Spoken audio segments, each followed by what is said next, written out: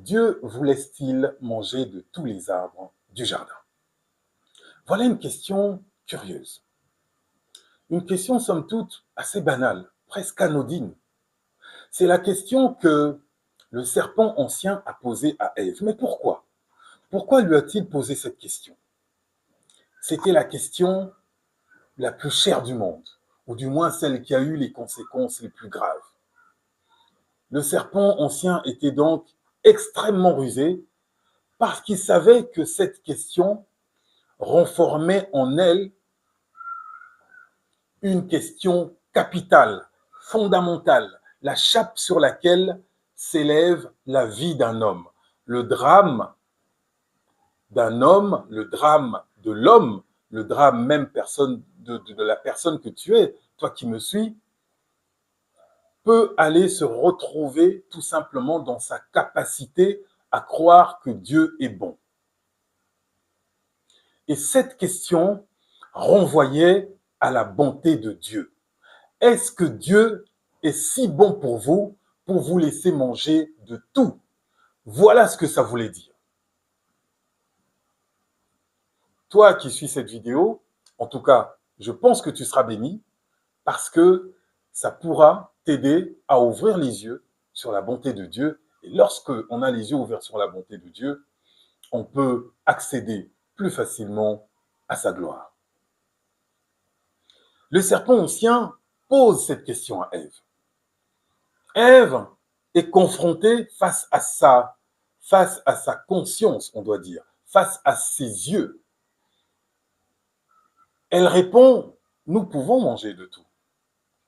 Mais de l'arbre au milieu du jardin, celui-là, il a dit que nous ne pouvons pas en manger et que nous ne pouvons même pas y toucher. À cette seule réponse, le serpent a compris que le match était plié. Pourquoi? Parce qu'elle avait la capacité de lui dire, mais c'est génial, c'est trop bien où on est, ce jardin. On a accès à tout.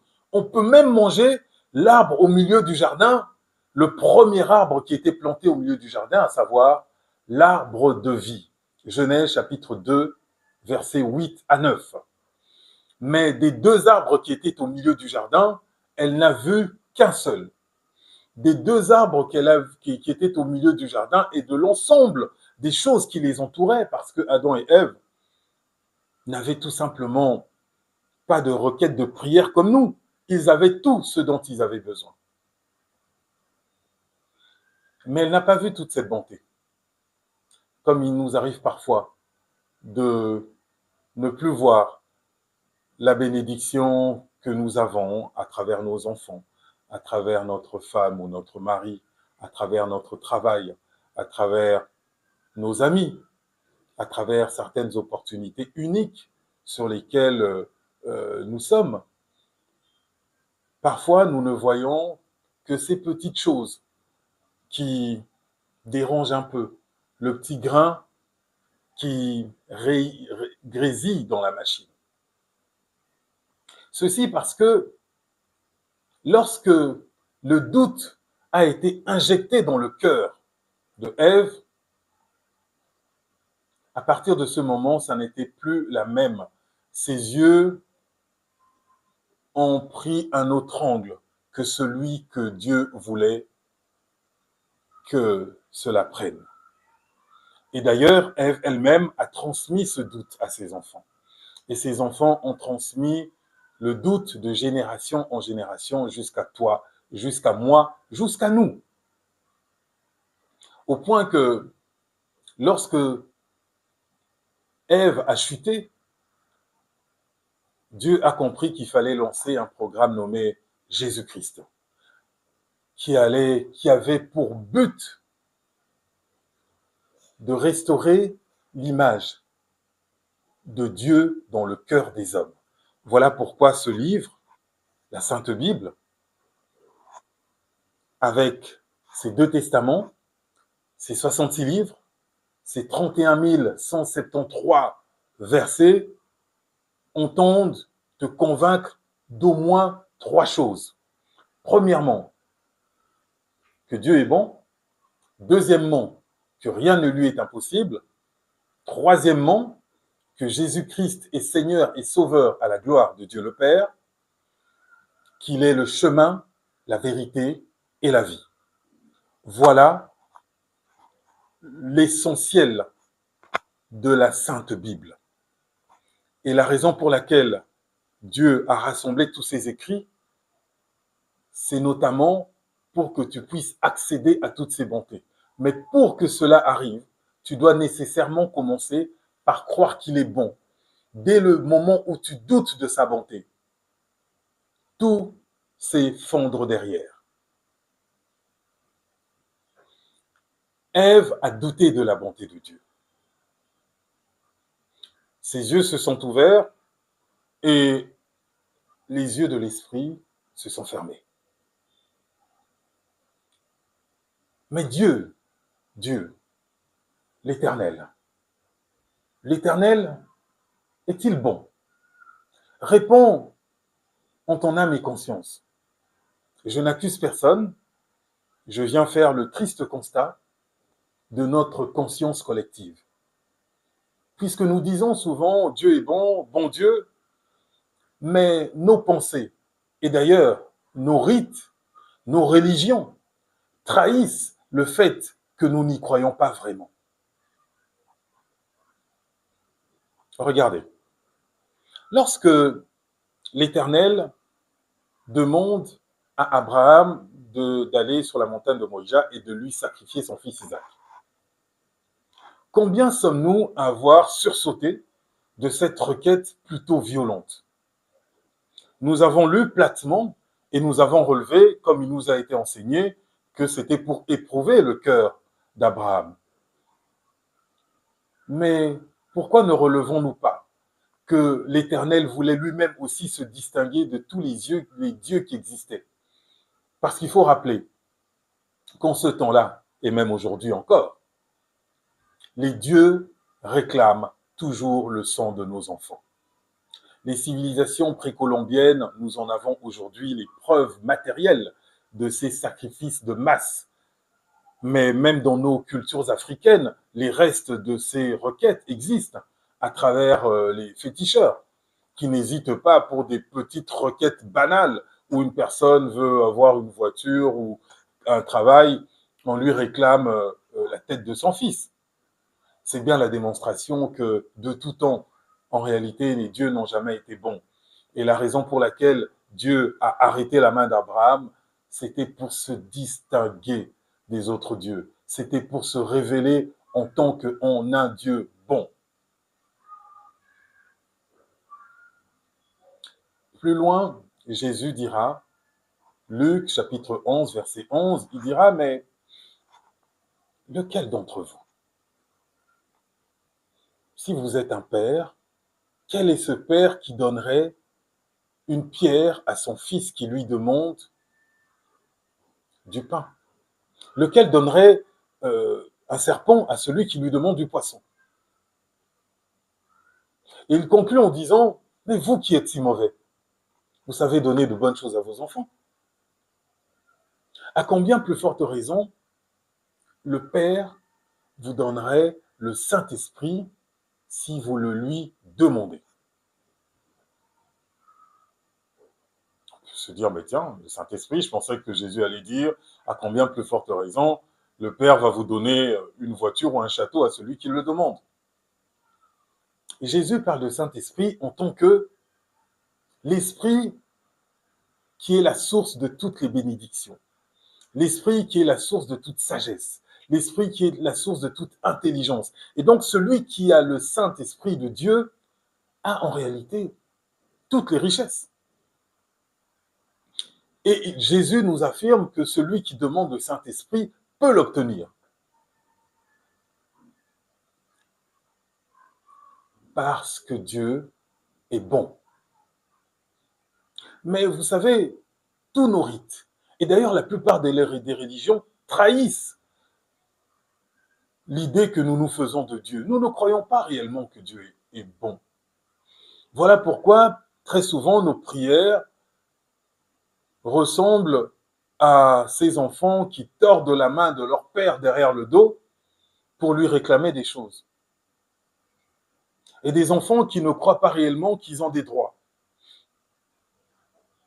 Jésus le répète à souhait. Il dit, mais vous valez plus que les oiseaux. Et pourtant, même eux, Dieu s'occupe d'eux. Pourquoi vous vous inquiétez sur ce que vous allez manger, ce que vous allez porter demain, alors que Dieu peut s'en charger? Et la raison pour laquelle Jésus insiste tellement là-dessus, c'est parce qu'il veut nous ouvrir les yeux sur la bonté de Dieu. La raison pour laquelle les religions, quelles qu'elles soient, ont travesti le monde, c'est parce que ceux qui les dirigent et ceux qui écoutent, ceux qui les dirigent ne croient pas réellement en un Dieu bon. Parce que sinon, on pourrait s'interroger sur certaines pratiques. Si on croyait en un Dieu bon, on pourrait se demander, bah tiens, s'il est si bon que ça, Dieu, qu'est-ce que ça peut lui faire que je me rase la barbe? S'il est si bon que ça, pourquoi il laisse ses serviteurs abuser de tel et tel enfant? S'il est si bon que ça, pourquoi tel serviteur accomplit tel excès en public et devant les gens pendant que c'est filmé? Non. Il y a des gens qui ont fait des églises, des lieux de spectacle. Et la raison pour laquelle les fidèles qui sont là, plutôt que de relever le ridicule de certaines situations, accompagnent ces pasteurs ou ces serviteurs parce qu'ils se disent, bon, peut-être que c'est logique pour Dieu. Peut-être que Dieu n'est pas si bon que ça. Voilà pourquoi il est capable de me demander telle et telle chose. Si nous croyons réellement en la bonté de Dieu, peut-être qu'il n'y aurait pas besoin de religion, mais tout simplement de relation, comme le propose le christianisme véritable. Jésus est venu nous mettre, c'est-à-dire prendre notre main et la mettre dans la main du Père.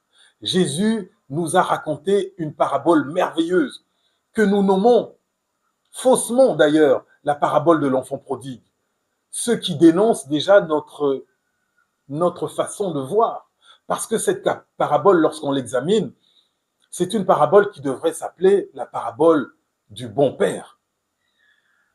C'est l'histoire en réalité d'un père qui voit son fils partir dilapider sa fortune, un fils qui accomplit tellement de bêtises où il est. Son frère révèle d'ailleurs dans la fin de la parabole qu'il y a mené une vie dissolue dans le pays lointain où il était, avec des prostituées. Mais on le sait uniquement parce que le frère le révèle. Quant au père, lui, lorsqu'il a vu son fils, il n'a eu d'autre élan que d'aller l'embrasser. Il n'a eu d'autre élan que d'aller le chérir, de l'aimer de tout son cœur, comme si le fils ne s'était jamais perdu. Que dis-je? Comme si ce fils qui était mort revenait à la vie. Nous croyons très souvent que lorsque nous évangélisons, lorsque quelqu'un arrive au Christ, nous ramenons quelqu'un qui avait une vie plus ou moins de désordre à une vie d'ordre. En réalité, la question n'est pas là.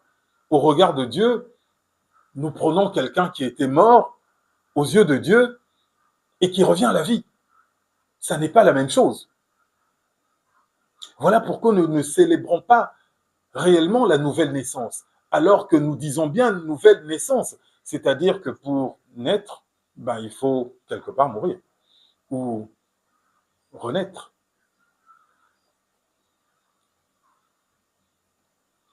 Dieu est bon et Jésus veut le démontrer. Jésus veut démontrer que Dieu est bon et parce que rien ne lui est impossible, il va faire des choses pour démontrer sa bonté.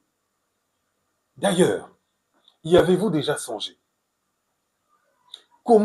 Quelle est l'ultime façon pour Dieu de nous montrer qu'il est bon, si ce n'est de prendre un corps d'homme? Qui aurait cru qu'un Dieu, le Dieu créateur de toutes choses, serait capable de venir habiter la condition humaine dans sa finitude, dans son humilité? Qui aurait cru qu'un Dieu qui a créé le ciel, la terre, les étoiles, naîtrait dans une crèche au milieu des bêtes? Qui aurait cru qu'un Dieu tout-puissant, pourrait vivre à la belle étoile durant son ministère et qui ne se serait pas renfermé dans un château, dans un palais, comme la plupart des puissants le font.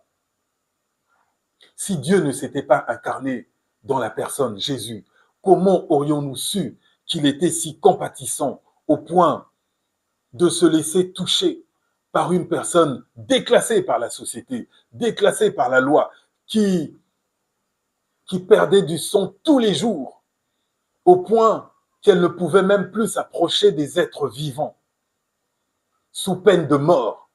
Qui aurait cru qu'un tel Dieu était capable de laisser non seulement cette femme l'approcher, mais de recevoir la guérison, avant même d'avoir exprimé avec sa bouche ce qu'elle voulait, uniquement par la perception de l'empathie de cette personne qui souffrait.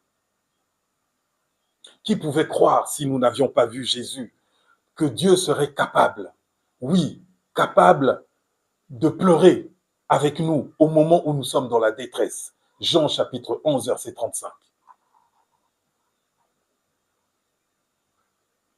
Si nous n'avions pas vu Jésus, comment aurions-nous su que Dieu était capable d'intervenir au moment où tout semble complètement arrêté, au moment où une veuve à Naïn conduit avec une procession funèbre un enfant pour aller l'enterrer, son fils unique, et que Jésus, voyant cette veuve, ne peut supporter ce que la mort a introduit dans les hommes qu'il aime, arrête la procession et relève cet enfant, lui redonne la vie, parce que en lui coule la vie.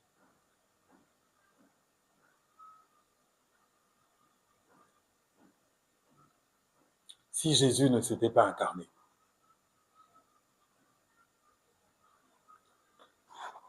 que nous disent? Comment aurions-nous su, par le moyen des autres religions, que Dieu nous aime et qu'il est amour et qu'il est bon? Comment? On peut tout reprocher à Jésus, mais on ne peut pas lui retirer sa bonté. Oui, certains me diront, mais lisez l'Ancien Testament, vous allez voir toute la violence qu'on y trouve.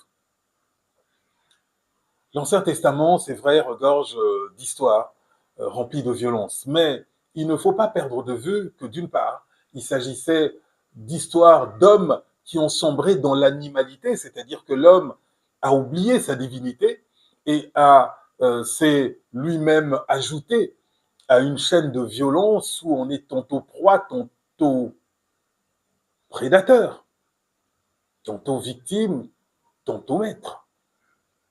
Et lorsque les gens sont dans cette immaturité spirituelle, la bonté implique la sévérité. D'ailleurs, posez la question aux parents.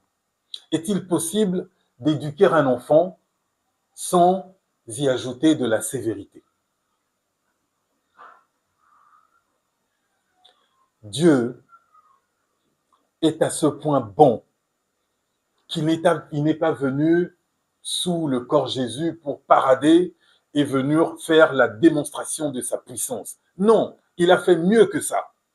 Il est venu pour nous replacer à notre juste place, où on nous a fait chuter au moment où la fameuse question a été posée. Dieu veut nous racheter pour que nous puissions retrouver le Père, le Père aimant qu'il est. Et pour ce faire, Jésus est venu déjà nous arracher des griffes de la mort.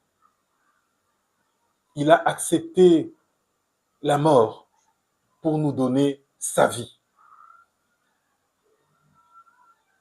Mais il a fait quelque chose d'encore plus incroyable. Parce que, comme il sait que nous sommes sans cesse tourmentés par la maladie, qui est le premier venin de la mort, il a accepté d'être humilié, torturé, battu, comme un malpropre, comme un brigand, afin que de ces meurtrissures, nous puissions avoir la bénédiction. Il est rentré dans le séjour des morts. Il a arraché les clés de l'Hadès. Et quand il est remonté, il nous a tendu toute son autorité.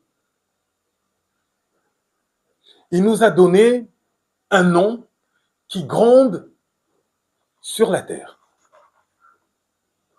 dans le ciel, et jusqu'à sous la terre. Il nous a remis son nom d'autorité, un nom que tous les démons reconnaissent. Et quand ils l'entendent, ils tremblent, afin que nous ayons la vérité et que nous soyons libres. C'est pas fini.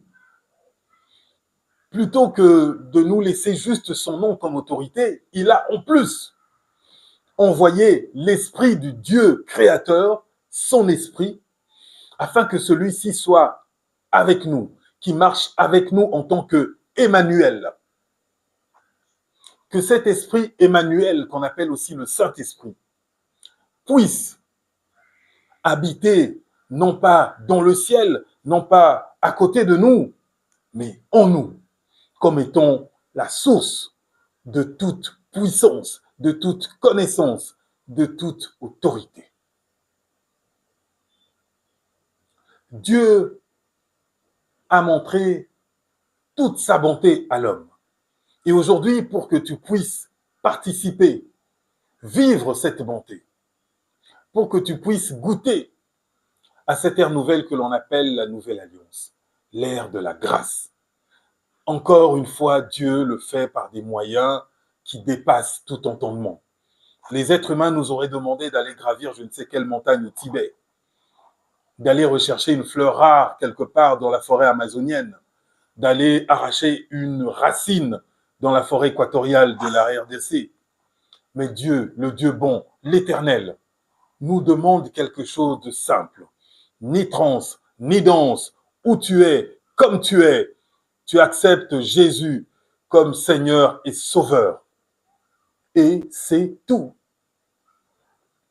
Une fois que tu l'as accepté, il te prend comme tu es. C'est le Dieu qui accepte de sauver une prostituée condamnée à une mort certaine sans lui dire « Va d'abord, arrête ce que tu fais, tu arrêtes la prostitution, on arrête ça, et quand tu as fini, tu viens me voir. » Non, il la sauve d'abord, et il sait que de sa bonté,